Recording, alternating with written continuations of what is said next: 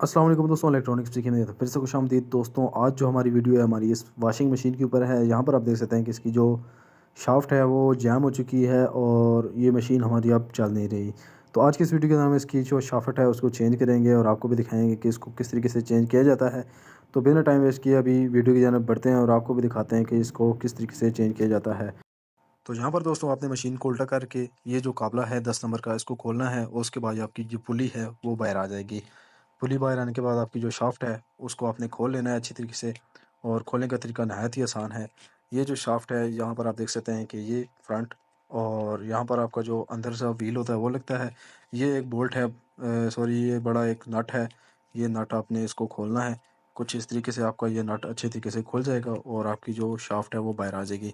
تو یہاں پر جو ہے جی قابلہ ٹوٹ بھی جاتا ہے جب آپ وہ پلی والا کھولتے ہیں، تو اس وجہ سے آپ پلی بھی ہمیں توڑنی پڑ گئی تھی، تو ہم نے نئی چیزیں لگا دی ہیں۔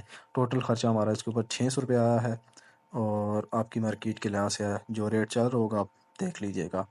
تو باقی جو ہے جی آپ یہ دیکھ سکتے ہیں کہ پلی ہماری جو پرانی تھی وہ بالکل جیم تھی اور یہ چلنے کے قابل نہیں تھی۔ تو کچھ اس طریقے سے ہماری جو مشین ہے وہ خالی ہو جائے گی اور اب ہم نے اس کے اندر نئی پلی فٹ کرنی ہے۔ تو یہ موٹر ہماری پڑی ہے سائڈ پہ، نئی پلی یہ ہمارے پاس آ چکی ہے۔ یہ اچھی طریقے سے ہم نے اس کو سمت بونڈ کے ذریعے اس کے اوپر لگا کے اور ہم نے اس کو فٹنگ کرنی ہے۔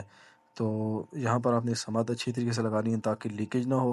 سمت لگانے کے بعد آپ نے نیچے کی جانب جو اس کی بیس ہے جہاں پر اس نے فٹ ہونا ہے باڈی کے اندر، اس کے اندر بھی اچھی طریقے سے سمت لگا دینی ہے، اور اس کے بعد سمت لگانے کے بعد آپ نے اس شافٹ کو فٹ کرنا ہے۔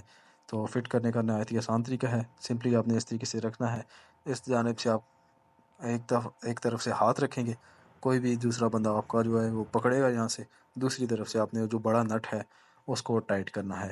بڑے نٹ کو ٹائٹ کرنے کے بعد آپ کی جو شافٹ ہے وہ یہاں پر اچھی طریقے سے فٹ ہو جائے گی۔ فٹ کرنے کے بعد آپ نے یہاں پر پلی کو لگانا ہے۔ یہ قابلہ جو ہے بڑا یہ آپ کا پلی کا ہے، اس کو اچھی طریقے سے ٹائٹ کرنا ہے۔ یہاں پر آپ کی 10 نمبر کی جو چابی ہے یا 12 نمبر کی، یہ آپ کی جو ہے جی وہ لگے گی، اس سے آپ کی جو ٹائٹ ہوگا۔